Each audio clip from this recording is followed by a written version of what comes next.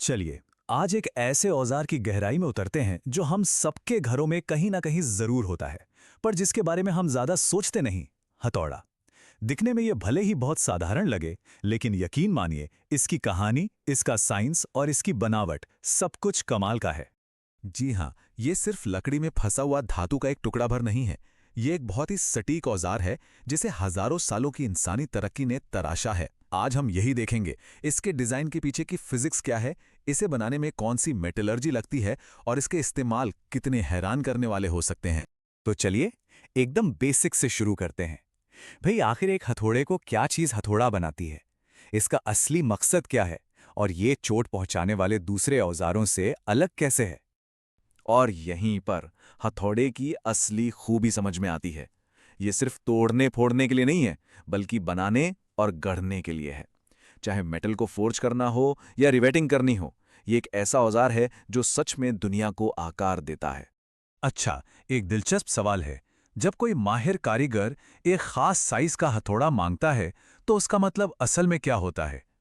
क्या वो हैंडल की लंबाई की बात कर रहा है, या फिर शायद उसके सिर के आकार की? नहीं, सही जवाब है वजन। जी हाँ, ग्राम या ऑन्स में। एक हथौड़े का वजन ही उसकी असली ताकत और उसके काम का सही पैमाना है। यही वो एक चीज है जो एक प्रोफेशनल जानना चाहता है। तो चलिए, अब जरा इस औजार को खोल कर देखते हैं, मतलब इसके अलग अलग हिस्सों को समझते हैं। एक हथौड़ा कई हिस्सों का एक बड़ा सोचा समझा कॉम्बिनेशन है, और हर एक पार्ट का अपना एक बहुत जरूरी रोल होता है। ये देखिए, ये है हथौड़े के सिर की बनावट। सबसे आगे है फेस। ये वो हिस्सा है जिससे चोट की जाती है। ठीक इसके दूसरी तरफ होता है पीन, जिसका इस्तेमाल मेटल को शेप देने के लिए होता है।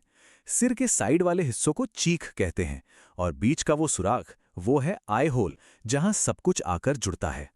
और इनमें से हर एक हिस्से को एक खास काम के लिए डिजाइन किया गया है। फेस को एकदम सख्त और सपाट होना चाहिए, ताकि वो हर वार को झेल सके। वहीं दूसरी तरफ पिन कई तरह के होते हैं, जैसे बॉल पिन जो गोल रिवेट बनाने के काम आता है, या फिर क्रॉस पिन जो मेटल को एक दिशा में फैलाने के लिए होता है। डिजाइन की यही बारीकी हथौड़े को इतना वर्सेटाइल बनाती है। तो हैंडल को आई होल से तो फिक्स कर दिया जाता है, ये तो ठीक है, पर सवाल ये है कि ये इतनी मजबूती से टिका कैसे रहता है? ये एक जबरदस्त इंजीनियरिंग पहेली है।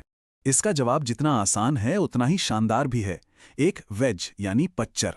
देखिए, हैंडल को आई होल से गुजारने के बाद एक छोटी सी धातु या लकड़ी की कील, जिसे वेज कहते हैं, हैंडल के ऊपरी सिरे में ठोक दी जाती है। इससे होता क्या है कि लकड़ी फैल जाती है और आई होल की दीवारों पर कसकर चिपक जाती है। बस बन गया एक ऐसा मजबूत फ्रिक्शन फिट जो टस से मस नहीं होता। ठीक है, तो अब जब इसकी बनावट समझ आ गई है, तो चलिए अब ये देखते हैं कि हथौड़ों की दुनिया कितनी बड़ी और अलग अलग तरह की है। सच में, हर एक काम के लिए एक खास हथौड़ा बनाया गया है। मतलब हथौड़ों का पूरा एक परिवार है। कीलें ठोकने और निकालने के लिए क्लॉ हैमर है। भारी तोड़फोड़ करनी हो तो विशाल स्लेज हैमर है। नाजुक चीजों पर काम करने के लिए सॉफ्ट फेस मैलेट्स हैं। और फिर आते हैं इंडस्ट्री के बड़े खिलाड़ी, पावर हैमर। ये वो चेहरा है जिसे हम सब पहचानते हैं। हर वर्कशॉप, हर टूल बॉक्स की शान। ये हैंड हैमर सैकड़ों छोटे मोटे कामों के लिए हमारा सबसे भरोसेमंद साथी है। और फिर स्केल के दूसरे छोर पर है ये दैत्य। ये समझ लीजिए कि हैंड हैमर का इंडस्ट्रियल जवाब है। इंसानी ताकत की जगह ये भाप, कंप्रेस्ड हवा या बिजली से चलता है। और ये पावर हैमर इतनी जोर से वार करता है जिसकी हम कल्पना भी नहीं कर सकते। गरम स्टील को मक्खन की तरह किसी भी आकार में ढाल देता है। पर सवाल यह है कि एक हथौड़े में बार बार की चोट सहने की ये जबरदस्त ताकत आती कहां से है? इसका राज छिपा है उस स्टील में जिससे यह बनता है, और उस प्रोसेस में जिससे इसे गढ़ा जाता है। एक बढ़िया हथौड़े का सारा खेल उसके स्टील का होता है। ज्यादातर अच्छी क्वालिटी के हथौड़े मीडियम कार्बन स्टील से बनते हैं और उन्हें ड्रॉप फोर्ज किया जाता है। अब ये ड्रॉप फोर्जिंग एक प्रोसेस है जिसमें गर्म स्टील को एक डाई में रखकर बहुत भारी दबाव से पीटा जाता है। इससे होता क्या है कि स्टील के अंदर के कण एक लाइन में आ जाते हैं, जो उसे बेइंतहा मजबूत और टिकाऊ बना देता है। और ये इंजीनियरिंग का एक बेहतरीन नमूना है। देखिए, फेस और पीन, मतलब जो हिस्से असल में टकराते हैं, उन्हें बहुत ज्यादा सख्त या हार्ड बनाया जाता है ताकि वो टूटें या मुड़े नहीं। लेकिन जो चीक वाला हिस्सा है, यानी बीच का हिस्सा, उसे जानबूझकर थोड़ा नरम रखा जाता है। ये बहुत ज़रूरी है क्योंकि ये एक तरह से शॉक एब्जॉर्बर का काम करता है। हर वार के झटके को सोखता है और पूरे सिर को टूटने से बचाता है। लेकिन क्या हो अगर ये जो हीट ट्रीटमेंट का प्रोसेस है, ये ठीक से ना किया जाए? अगर मेटल को सही हार्डनेस ना मिले, तो इसके अंजाम काफ़ी खतरनाक हो सकते हैं। और होता ये है, अगर हथौड़े का फेस बहुत नरम रह जाए, तो वो हर चोट के साथ थोड़ा थोड़ा फैलने लगता है और उसका आकार एक मशरूम जैसा हो जाता है। ये सिर्फ दिखने में खराब नहीं लगता, ये खतरनाक है। मशरूम के जो किनारे होते हैं, वो कमजोर होकर टूट सकते हैं और फिर धातु के वो नुकीले टुकड़े गोली की रफ्तार से हवा में उड़ सकते हैं।